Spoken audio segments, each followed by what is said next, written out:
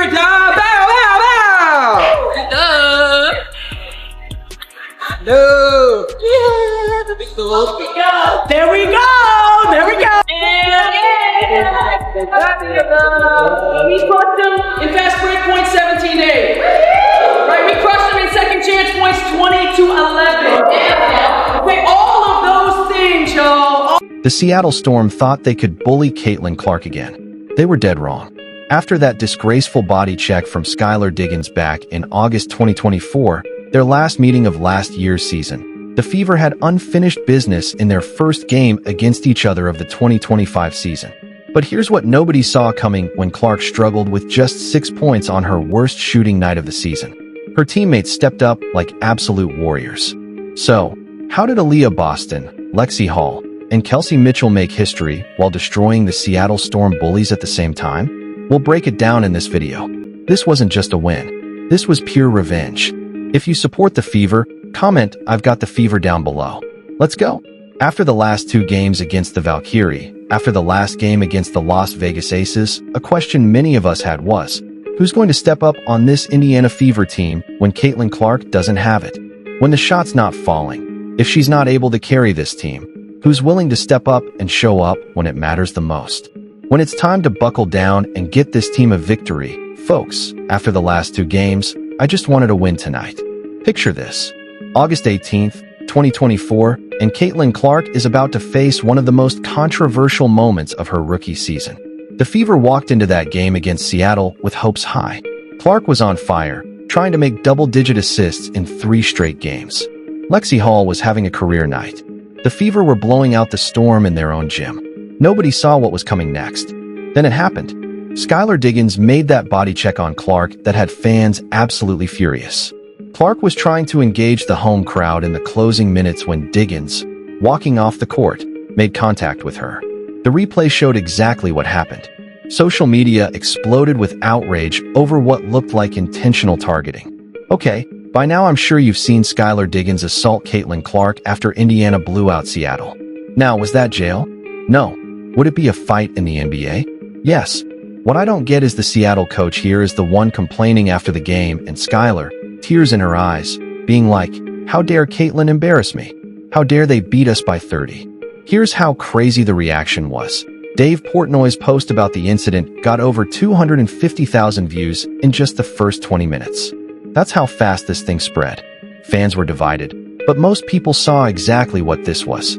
Clark handled it with class, but you could see the frustration building in her teammates' faces. Hey ladies, grow up. They didn't take their starters out in time.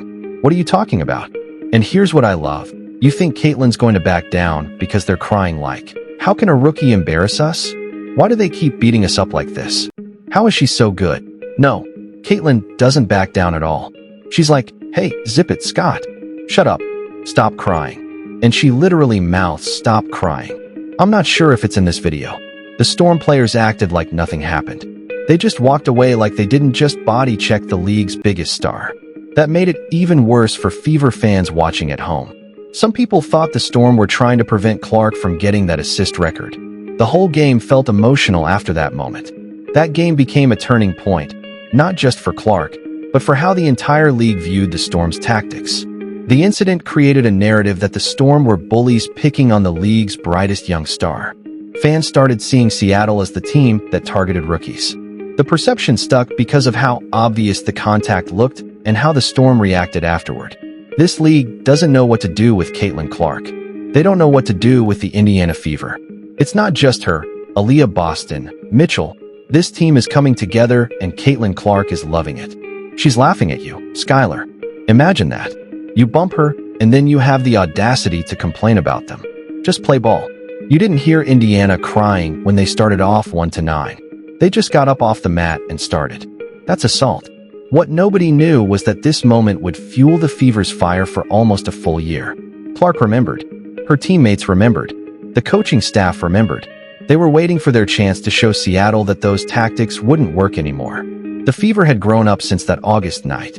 Fast forward to June 24th, 2025, and the Fever finally had their shot at revenge. This time, they were ready to fight back. Here's what makes this revenge game even more incredible. Caitlin Clark picked the worst possible night to have her worst shooting performance of the season. Clark came into this game shooting lights out all season, but something was off from the very first shot. You could see it in her mechanics. The shots weren't even close. She went 3 of 13 from the field and missed all 6 of her three-point attempts. Those are numbers that would normally spell disaster for Indiana. Clark had been averaging 19.8 points per game before this 3-game West Coast road trip. Now she was sitting at just 6 points with minutes left in the fourth quarter. Her season-low scoring output couldn't have come at a worse time. The Seattle crowd was getting louder with every missed shot. They thought they had Clark rattled just like last year. You could hear them getting excited every time she pulled up for 3 and it clanked off the rim. They were trying to get in her head the same way they did during that August nightmare. But here's where the story gets beautiful. While Clark struggled, her teammates were quietly preparing to make history. This wasn't the same Fever team that got pushed around last season. These players had been watching Clark carry the load all year. Now it was their turn to step up when she needed them most. Aliyah Boston started heating up in ways nobody had seen before. She was attacking the rim with a vengeance. Every drive looked more aggressive than the last. Boston wasn't just scoring. She was making statements with every basket. The Storm defense had no answer for her newfound aggression. Lexie Hull was crashing the boards like her life depended on it. She was grabbing rebounds over much taller Storm players. Hull was flying around the court, diving for loose balls, doing all the dirty work that doesn't show up in highlight reels, but wins basketball games. Kelsey Mitchell began finding her rhythm from deep. She was hitting shots that would later make WNBA record books. Mitchell stepped into those big moments when the Fever needed scoring the most. Her confidence grew with every made three-pointer. Clark's worst night became the perfect stage for her teammates to prove this Fever team was built different than last year's squad. Instead of folding when their star struggled, they rallied around her. They showed Seattle that the Fever weren't just about one player anymore. The real magic was just getting started as 3 unlikely heroes stepped into the spotlight. Boston, Hull, and Mitchell were about to have career nights that would change everything. What happened next was the kind of basketball magic that gives you chills. 3 Fever players decided to have career nights on the same evening.